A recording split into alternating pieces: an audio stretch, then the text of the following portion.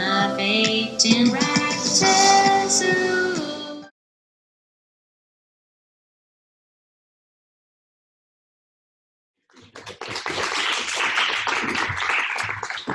Okay, so will we talk about business models? I think so. We'll figure it out as we go. So I warned a couple people when I walked in here that's like, what is design and design thinking if it wasn't about prototyping? So when I do something like this, I always like to prototype something new. So in fact, I'm prototyping this whole talk brand new right now. It's not like I haven't done most of it in some form or fashion before, but I always like to rejigger things so that we don't get bored, but also so that I get feedback and you get feedback and we can go a lot deeper than me just glazing over things, you know, as if I'd been talking about it for a decade. Some of these things I'll be talking about for the first time. So it's like, let's see what happens, right?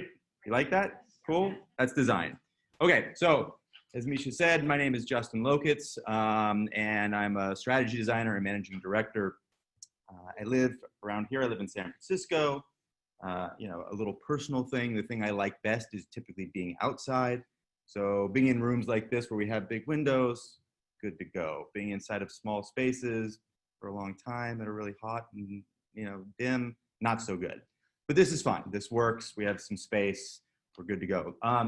I came here to San Francisco, Silicon Valley. I moved here 2001. Before that, I was living on the East Coast. Before that, I was born and raised in California, but I was living on the East Coast, but basically came here with a company called Oracle, which I think probably plenty of you know. And at Oracle, I did basically everything you could imagine, from sales and sales engineering to some strategy to some software engineering, to finally sort of ended my career there with a consulting team that was basically doing free consulting for customers, where the end result always came back to Oracle, as you can imagine might happen. I left there and joined a startup, which got eaten by a couple startups actually, but the main one got eaten by another startup that got eaten by another company that got eaten by another company. And eventually I landed at a giant Swedish holding company called Hexagon, which I don't really know what they do, but they do something, and they eventually ate my startup. Then I went to Autodesk, and Autodesk is a big design software company. And there I led product management and product strategy for a specific group of products all around infrastructure. So I've been doing product strategy for a long time, really, and consulting and so forth. And 2015, I left that corporate world because I really, really wanted just to learn more in general. I love problems. I love hard things. So I left, and I now run something called Business Models, Inc. And the US version of the Americas version of that. We're a pretty small company. We're 40 people, but we're global. And what we do is we help design and redesign companies. And we do a lot of co-creation. So it's all about design. It's all about design thinking. It's all those kinds of buzzy words. But we don't do it with startups. That's not the way we work, although I help lots of startups. I was asked before, who are some of your customers? My customers and Mirta's here with me, by the way. Mirta's one of our strategy designers. She's amazing. Our customers are big, old, you know, Fortune 100, multinational, scared shitless of small or large upstarts who are just crushing the world and often using design. We have someone here from Tesla, and we were talking earlier. Some of my clients are auto manufacturers. And who do you think comes up in the first conversations? Hey, we've been around for 100 years, but we're not sure we're going to be around for another 10. How come? Well, like Tesla and Uber. And so that's who I do a lot of work with. We've also been behind a lot of books. So Design a Better Business, some of this talk has some of that baked into it. Business Model Generation, we didn't write that book, we produced that book. And the people we produced that with, the writers went off and created a company, and we went off and created a consulting company. So why is this so popular, and why like design thinking? And we'll get into what design thinking is, I think, even a bit later. So there's a long preamble to it. But why is it so popular? And I think, why do people even come to these clubs? Business as usual is definitely dead. Again, I mentioned the people who hire me at these giant companies You know, it's not because we're extraordinary and because, you know, we're super people and we're going to turn them around like that.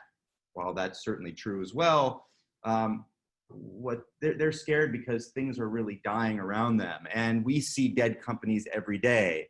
And I show this to my clients as well, right? It's kind of silly. It is silly, but when you look at this and look at a few of these, like, yeah, actually, kinda. One of our biggest clients, Mirta and me here in Silicon Valley, is Cisco. When I show them this, they laugh. They do the same thing, and then they go, mm-hmm. You know, and they're laughing and nodding at the same time. My wife works for Apple, and she looks at this and goes, I don't know, mm-hmm, right? So you look at this. This is true. And if you don't change your business model, if you don't do something about your business, if you don't create some way to be future-proof, then your logo goes up here and that happens. And this creates huge headaches for people, as you can imagine. And of course, it doesn't stop. It's not like, hey, I'm Audi or Cisco or Ford or whoever, and you know, I can just change the world once and I'm good again. This change is exponential. It keeps compounding on itself, right? And it creates lots and lots of uncertainty. Now, the problem with uncertainty is that for most of us, and definitely anyone you come across in the corporate world, or perhaps even your own startups or anything like that, when we find certainty, we sort of look for certainty. We look for things that are going to be certain. We look for things that are actually going to help us, or we think are going to help us. And so we label things, right? We look for data. We do a bunch of labeling. We say, oh, okay, our total addressable market is this. All we need is 1% of this. Certainly we can capture 1% of that. Hey, the demographics show these things, and actually we have a bunch of customer data that says these things. We label these things and they become certain. We're like, yeah, of course the customers are saying these things. We've never talked to them, but the data shows that they want to do these things.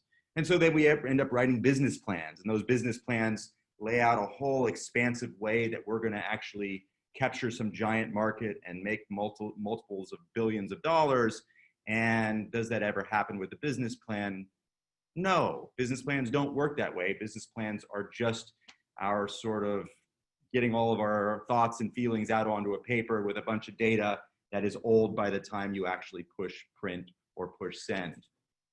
So these aren't generally wrong. Sometimes we have to write business plans if we want bank loans or investment or something like that. It's just that they don't help us to create anything new. This doesn't help us design anything.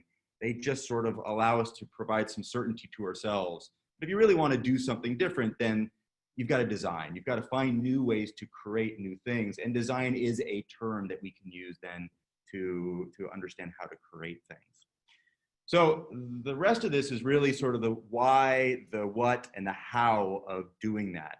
And again, there's a big preamble to the actual design piece, but bear with me and we'll get there together and we'll figure out, did it work? So why? So why do we actually need design now? Well, there's a few points here, and three specifically that I want to talk about. The global center of gravity is certainly shifting. Our sort of White House here doesn't believe that, but I think we all know this to be true, that things are shifting globally, but also lots of things are shifting from west to east. And so if you're at all in the investment community, what's happening in investment communities is we are looking to places like India and China and even Southeast Asia and other places because there are a lot of really interesting things happening there, and the population size is giant, right? And so why wouldn't we look at these places? And it's, you know, it's not just me saying it, right? There's news everywhere. In fact, there are full industries being started and destroyed in China that are only sort of middling here and starting to find their way here. Bike sharing is one of those. So you can look at these other places and say, actually, these are really interesting test beds, and we should think about these things. This is a reason to think about design for sure.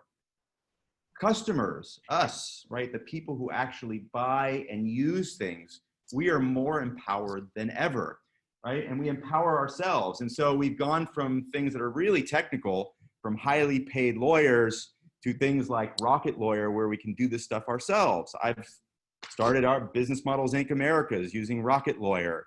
I've now helped a bunch of startups using Rocket Lawyer. I don't see many reasons to bring in lawyers until it gets really complicated. And then you do need someone, but you can start a lot of this stuff yourselves. Cars, again, I mentioned some of my clients are these big auto manufacturers. This is some of what they do, but also some of what they see as a big threat. When all you do is you have a big manufacturing plant and you make something with rubber and metal and leather, and then you sell it to a dealership that sells it to a person, and then you find out the world doesn't actually want to buy anything anymore, they just want to use things, well, you're hosed, or you've got to find and design a new business model to fit. And of course, shopping has changed totally, right? It's not like every mall in the world is going out of business. Plenty of malls are doing just fine, but on the whole, many of the malls that aren't doing fine are really not doing fine. And that's because, as you all know, it's this, but even in logistics and all the other things around those ecosystems, it's even things like this, where we let Amazon not only deliver things to us, but actually put it in our homes. And for those of you who like, I want it right now, again, we point to the East. You can even push a button and get a divorce right this second on this app here.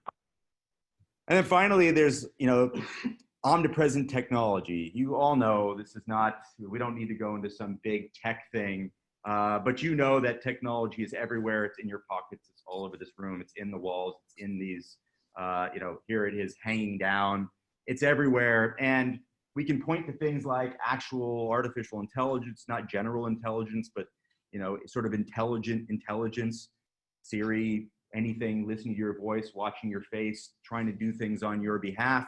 And it isn't just about that, but when you start pairing these things, whether it's blockchain or nanotechnology or whatever it is, just like change compounding on itself, these things coming together is what makes real change happen and destroys industries and builds other ones up in their way.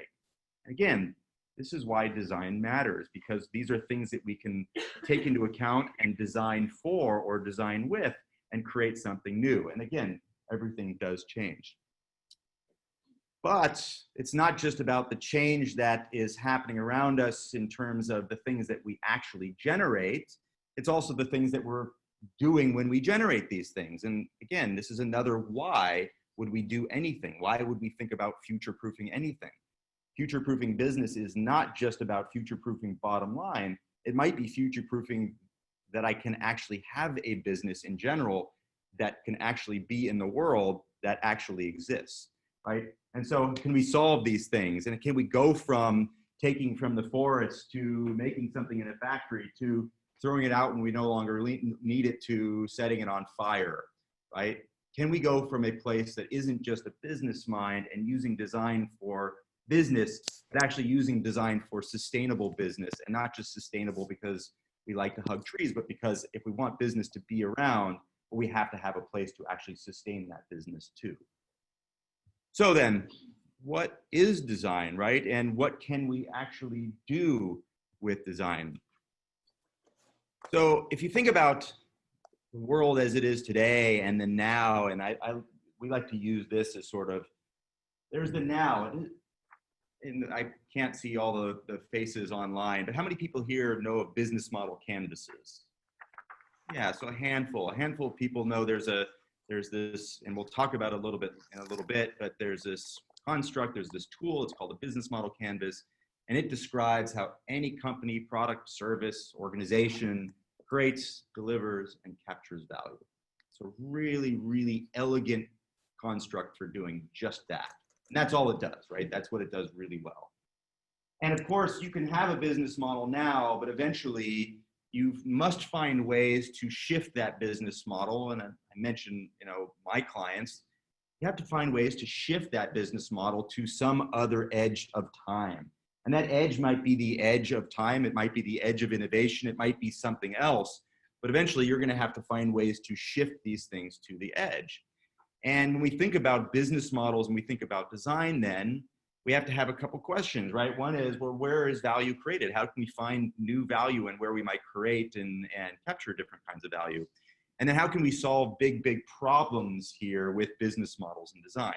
So a shameless plug, just because it's about to come out or will come out sometime early next year, we've been looking at business models and design and shifts for really 9 years now. And even when I was at Autodesk and I was working with Business Models Inc.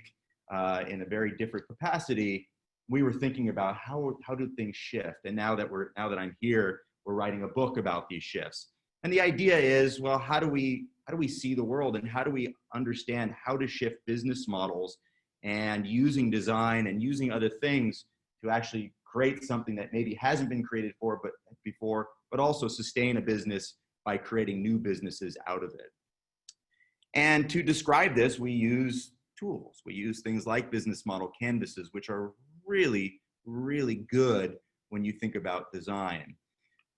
So there's lots of different shifts that we've seen in the world, and that if you use a design approach, you can also shift your own company's business model. You could be a consultant like me and help other companies shift their business models. You can look at the world out there and build new startups that that other companies want to buy, or people want to buy into because they have shifted some industry in some way. And some of these shifts are these, right? So you go from pipeline to platform. A pipeline is, well, we make something, we make water bottles, and we manufacture these, we ship it out to someone buys it, they use it, they throw it away, they re-gift it, whatever. A platform is Amazon.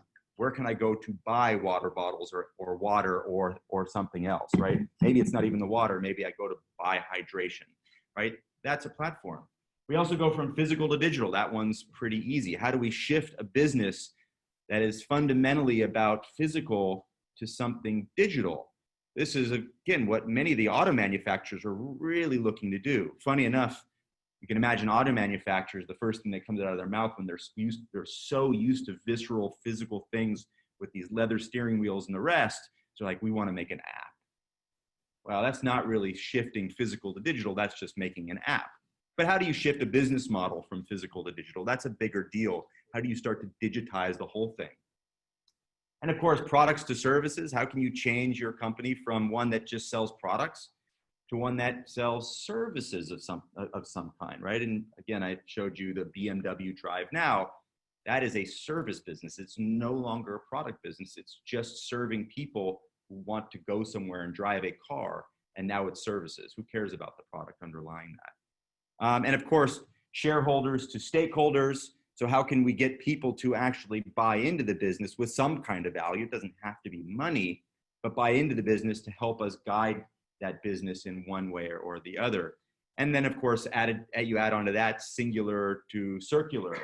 So like pipelines, how can we change business models from sort of this singular thing that does this thing, that makes a thing, that takes a thing, that trashes a thing and starts all over again, to one that actually thinks about circularity in the whole thing and can keep reusing and reusing, and actually doesn't just do it for altruistic reasons, but does it because they realize, well, in the business models built in, that I could actually just reuse this metal for new water bottles and it would cost me a lot less. Why wouldn't I just do that?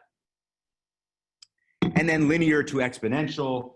You can look at things like, you could look at companies like Netflix or Amazon or maybe Uber, Airbnb, things like that. And you can see that it's not only just a platform, but they've created exponentiality in those platforms too, to create something bigger.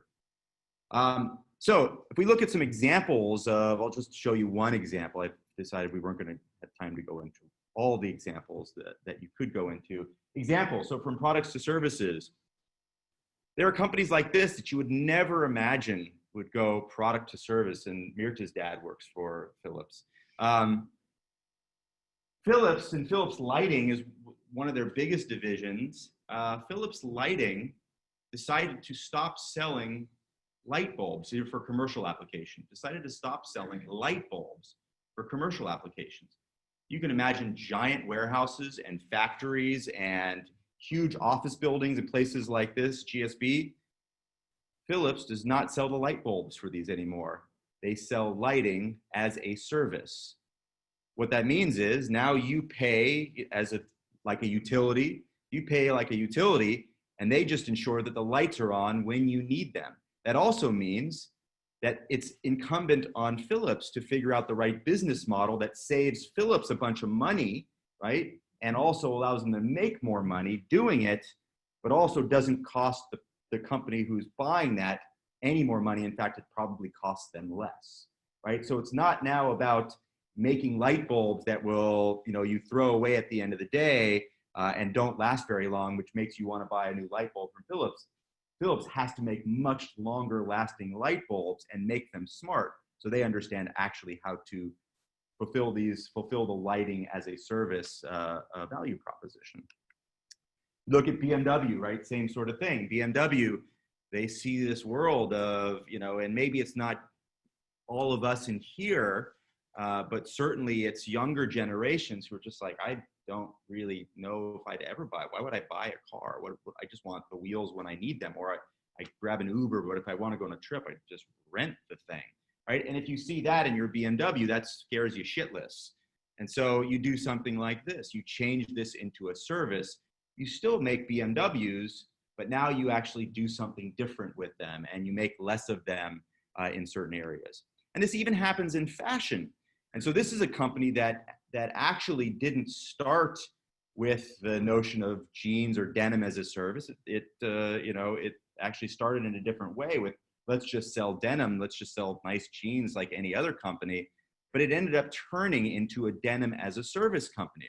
And so what does that look like? So this is Mud Jeans. They're in Amsterdam. The way it works is you can actually lease jeans. You could buy jeans, but you can also lease jeans. And so they make sort of made to order jeans. They aren't very expensive, actually. They're less expensive than lots of other designer jeans. But in this model, what it means is not only can you buy things online or go to a shop, when you are done with those jeans, you go back to the shop and you just get another pair. They take those other ones, they recondition them, they use that material often for something else or another pair of denim, right? And maybe it's already got holes in it, maybe it doesn't, maybe they just re-dye it. It depends on the quality that comes back to them, and the whole thing is circular. Now, could Levi do this, or AG, or another denim company? For sure, except they would also have to fundamentally change their business models to take care of it. This is a much smaller company that built a business model, basically from scratch when they learned that it wasn't going to be profitable for them to sell against all these other denim companies. They built a business model from scratch that takes into account taking jeans back, reconditioning them, and doing something with them. Now, it also meant that they had to have brand new partners on board that other denim companies wouldn't typically have, or fashion companies they're in, right? They had to build on a whole new set of resources, a whole network here. And what they focus on as an activity here then is circularity, and not, take, make, waste, take, make, waste. They only focus on circularity. They had no other way to do it because their entire business model is built to do that. If they didn't do it, in fact, it would fall apart because they actually need those jeans now as a key resource in it. So if you think about that, my point of view would be that we have to move away from, getting, from design as a design as a way to just get things out there, to a way to, actually selling a product, but actually selling a service as that product. And here we have to move away from this product focus to sort of this job-centric services. What are people actually trying to do? If I'm wearing a pair of jeans, is my job actually to buy that denim, or is it just to look cool in denim, or feel comfortable in denim, or look good enough, in many situations, which denim seems to be pretty good at least here in Silicon Valley, San Francisco. Right? And so what job are people trying to get done, and how can I actually then rent them or serve them with some kind of some service that helps them to get that job done? Now, business models, and I realize now that this is a little bit of an eye chart, so I can read some of these things out to you. A typical business model, for those of you who don't know, it's 9 boxes here. These 9 boxes describe how any product, service, anything else, company creates, delivers, and captures value. And capture means like capture value from my customer segments. These 9 boxes are inextricably linked. That means these are not 9 discrete boxes that you can just fill out. It means that if one thing changes in one box, something absolutely must change in another box.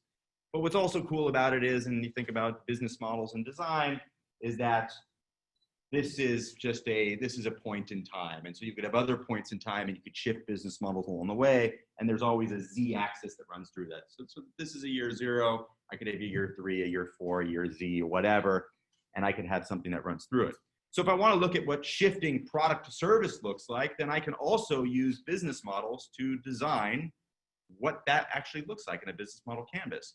So the first thing I may want to do if I'm shifting product to service, and we can think about Philips in this case, or Mud Jeans, rather than a low quality product, a product that's just good enough to fit in the socket and provide light, when I'm offering a product as a service, now I need real performance, right? I really have to solve someone's problem, and it needs to have real performance, because if it doesn't, it's going to cost me more to go service that thing. Huge shift in a business model. And if I do that, no longer am I actually going through retailers to get that done. Likely, I have my own set of own channels to get some of that stuff done. Not always, but often I have to own those channels. You can even look at what's happening with Amazon now. Amazon as a platform is starting to own their own distribution channels, because they're realizing that when they give it to someone else, especially the really poor providers of last mile delivery, it goes really badly, right? It's not like Amazon always gets it right either, but they certainly could get it more right. And so often in a shifting of business model to a service, you have to own that distribution. It also means that when you think about customer relationships, it goes from, hey, this is a transaction, maybe we get their sign up, their name, and so forth, to no, we actually have to have a long-term relationship. So we better do a really good job here and make it worth their while and worth our while to get this done together, so we have this long-term relationship. When you get these things done, then the next thing you see is that revenue streams start to change. No longer are we selling products, right? But we're actually renting them out. They're pay per use. There's some kind of monthly fee. And added on to this, we go from where maybe we have some environmental impact that's, that people are paying for. We actually go to this place where product ownership remains in the company, and actually we have some say over what happens with that product or service or whatever it is at the end of its use at any customer site. And it goes on and on and on, right? We go from production facilities where we make things all day long to data. Now, if you're a denim company or a lighting company or a car company, and you're used to making things all day long, now what we're saying is, well, you're still going to make some things, but actually the biggest resource in your business model is the data about how people use these things and how it comes back and what condition, all these other things, because that'll make you smarter about how you make them, how they use them, about how they return them, and so forth and so forth. So you see this change thing compounding on itself again. And of course, key activities goes from product marketing and so forth. You still have to do those things. We start shifting towards managing things and asset management, and how do we actually manage what we're actually doing here. And finally, right, we have now a whole new set of partners that have to have similar ambitions to ours and have to actually work with us in this way. And of course, our cost structures change as well, from materials to finance and people, and then also accounting for any of the actual negative impacts that we actually create, right? So this is a business model. I didn't talk about every business model in the world, but this starts to talk about, okay, how do we actually design businesses and design business models to take into account shifts? And this happens to be a really good tool for doing that. And we just described one, going from product to service. And of course, there are a bunch of other patterns that go along with this. We have to address jobs to be done. Their true value keeps going, quality products, recurring revenue, creating relationships, on and on and on. These are things that then we have to get done, and we have to design for in business models to create future proofness in them. Okay, so finally, design. How? Right? How might we create future-proof business models using design? I think what's really important, first and foremost, is to understand that there are two halves of any business. And for those of you who are fans of Steve Blank, who's a pillar of Silicon Valley and sort of the startup community, he has this definition of startups versus big companies. To paraphrase, it kind of goes like this. startups aren't just small versions of big companies. Big companies continually execute on a sustainable business model. Startups are always in search of a sustainable business model. So it's a big difference, right? But it doesn't matter if you're a startup or a big company, design comes into play in both cases. So if you're a big company, you're always thinking about predictability. How do I actually make something predictable? And of course, then there's the search, which is very unpredictable. What I'm often hired for, Mirta and I, we are hired to help companies design think their way out of a box by saying, hey, we understand you have to keep, your Boeing, one of our big clients is Boeing. We understand you have this need to keep planes in the air, no pun intended, for real. We understand you have to do this. If you want to find new business models, don't look to these planes you have to keep in the air. Let's look at other things. Let's search for new business models, because that's one that quite obviously has to get just better at executing now. So we employ design thinking to often search for this stuff, but also you can employ design thinking to do incremental things too. So at the same time, while we're telling Boeing this, we're often in there as well, helping them incrementally shift their thinking about problem solving. So then this comes to the crux of what is design thinking, and how do you actually, what is design, and all this designy stuff that I'm talking about, how do you then apply it to understand business model shifts, to understand your own business model, to understand your customers or anyone else's business model, and do something about it? There are lots of different ways to describe it. There are lots of different notions about this. There are lots of different graphics that describe what design actually is. It doesn't matter which one you use. I use this one for a very specific reason, which I'll get to in a moment. In any design thinking rigor or design thinking process, there are really a few things that you just have to do. They're all the same. First and foremost is understand. Well, you have to understand, if you're going to design something new, you better understand, if you're a current company, you better understand your current business model. What do you come into the table with? What are your strengths and weaknesses? What do you bring with you? What are your resources that you could actually use to do something new? And if you're shifting business models to become future-proof, and you're a current company, you better not start from scratch, because that's a big waste of time and resources and in your company overall. So can you understand your current business model? Can you understand and have empathy for other customers out there? Can you understand the context surrounding what you do today? Because that's also going to help you find drivers and detractors of what you might end up doing. The next part of any design thinking process is ideation. Ideate. Don't just come to every problem with a single right solution, because that single right solution absolutely unequivocally does not exist today. Anything you do, any problem you see out in the world does not have a single right solution. It has lots and lots of options. Even math, right? We're finding, by the way, my nieces and nephews now are doing math differently than I did math, and you probably do math. But they come to the same result. They just do it differently, okay? So quite obviously, there's no single right solution there either, right? The world only exists of options. Some options are right for now. Some options are right for later. Some are not good at all, but they're just options. And ideation is about coming up with lots and lots and lots of options, and often working with other people to help you come up with options you wouldn't come up with on your own. And then there's prototyping and validation. Don't stop at creating something that you think is a really, really cool idea and saying, now we're going to spend all of our money, time, effort, and everything else on this thing. Find ways to prototype it. Find ways to test that thing and learn by validating that thing, right? And this is really just the scientific method for business. Now, the reason I draw this thing in this double loop, infinity sign thing, is that at the end of the day, all of this stuff is only meant to also just inform your own point of view, or if you work for a big company, your company's point of view. That's all that really matters. At the end of the day, if you're a company, you own a company, you run a company, you manage a company, you consult a company, at the end of the day, it's just a bunch of humans with points of view.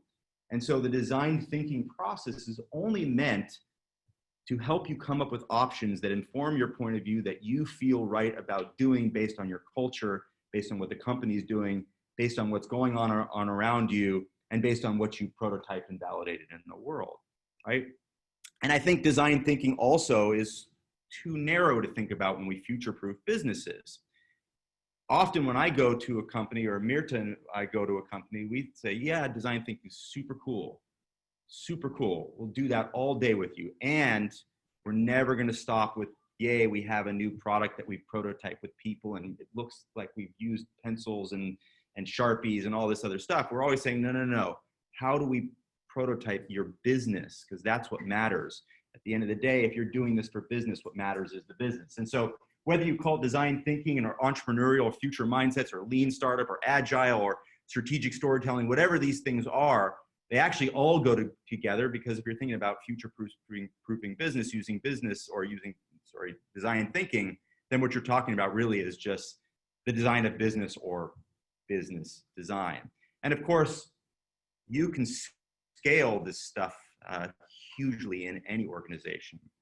So one thing that we use quite a bit then when we think about design and design thinking and future-proofing businesses and future-proofing business models is not just the discrete business model options that we might help a company to create.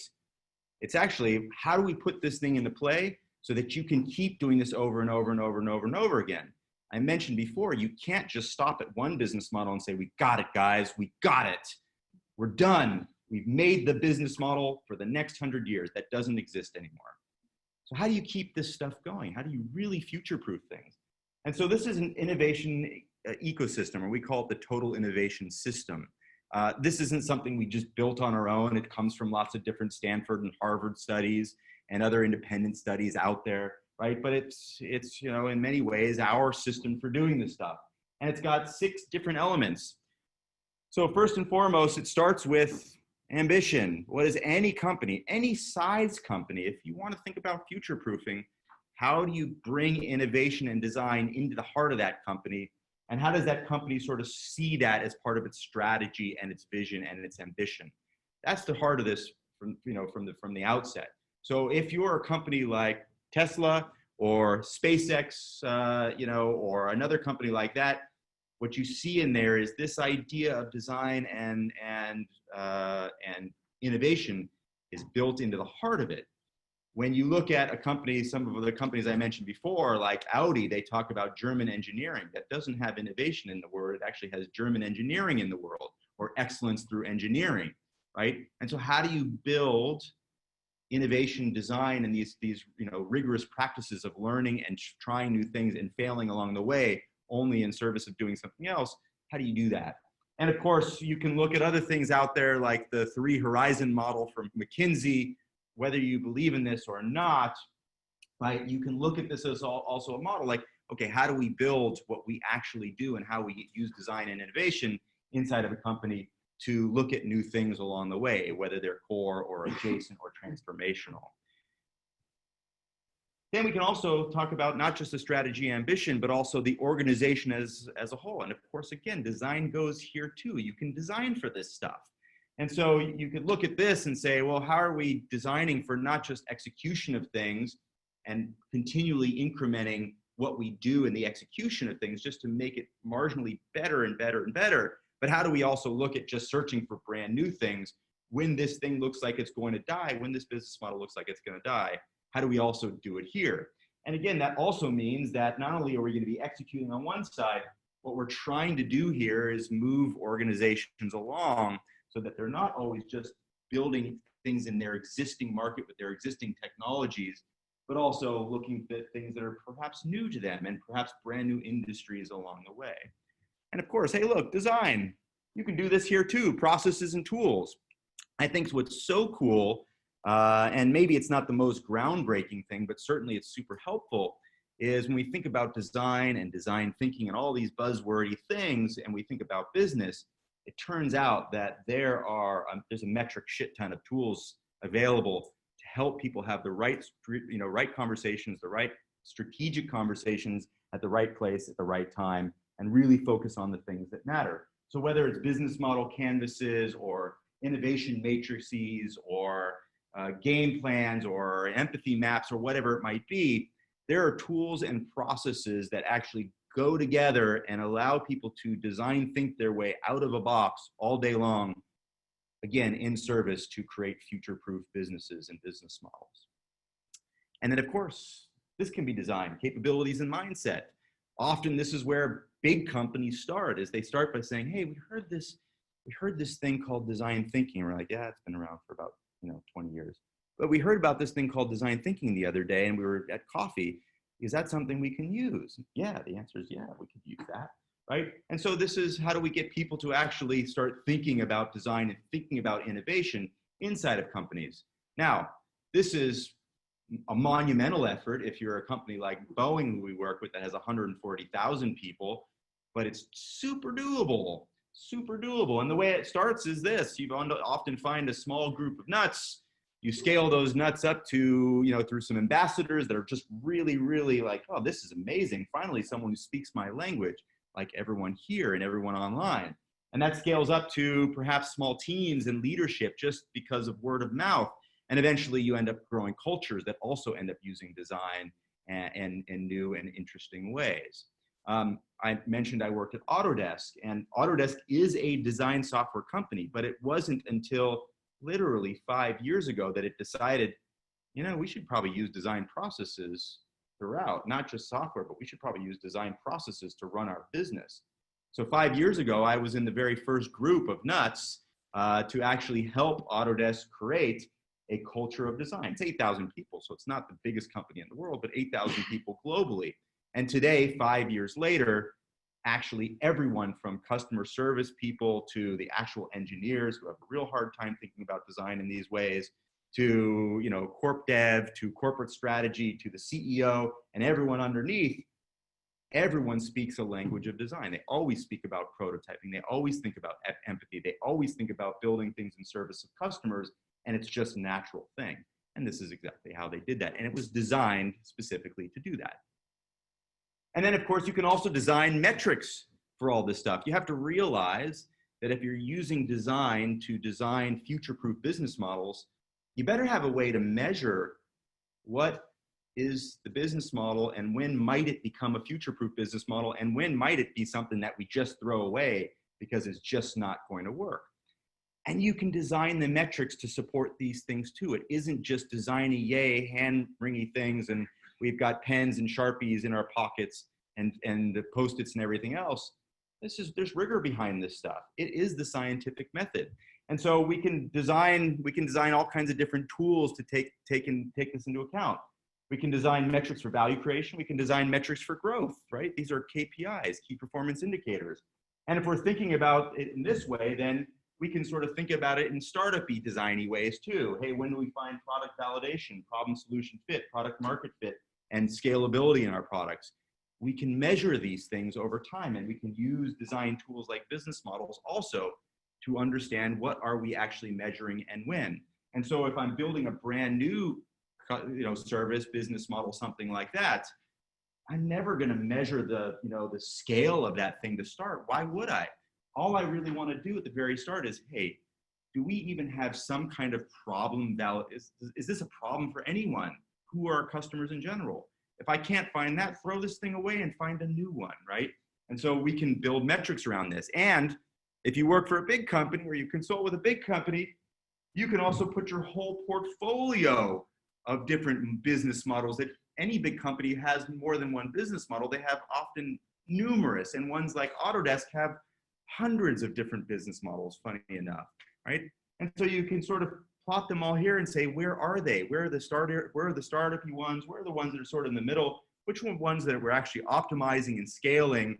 And how can we actually use something like metrics to understand what we need to do next on any one of these? And how do we sort of fit them together? And of course, you can also use metrics to systematically de-risk things. And so in the same fashion, right, we can sort of look for problem metrics, solution metrics, growth metrics, and sort of execution metrics, and come up with real hard numbers to do this. And this is certainly what we do every day. So design is not a hand-wringy thing, is not just a fun thing. It is a thing you can use for future-proof businesses. And it is a thing that actually comes with tons of rigor if you decide that you want to use rigor in helping you to design things. And even more, you can keep going and going and going, right? Eventually, if you work long enough on a business model, you find at some point that you have saturation, and maybe it's time to let go of the pieces and sell pieces to others or bring other partners in to get rid of those things and design new ways to use what is now old to you but might be new to someone else, right? And so this might be IP, it might be customers, it might be value propositions, it might be lots of different things. Again, you can design for this stuff. And of course, finally, if you're working in innovation and design and this space, again, big company, small company, it doesn't matter. You can design funding and resource streams to do this as well. Whereas most companies think about funding and resourcing new things in sort of the exact opposite way as they should, where they basically fund 70% of their investments go to core stuff, even though those core things only bring in 10% of the revenue later on, right? You can turn that stuff around using these metrics, using resourcing in really new and interesting ways, and design for that as well. So you see here, I could build a bunch of different gates in that same way I was thinking about metrics. I could build a bunch of different funding and resourcing gates that only fund and resource different design stages based on maturity and based on passing these different gates. So that is pretty much in a really fast and furious way. That's the what, the why, the what, the how of future-proofing business models and future-proofing businesses overall. Hope that was valuable. And of course, we can take questions or comments, or you could say, oh, that didn't really work. And I would be fine with that too. Cool. Thank you. Innovate and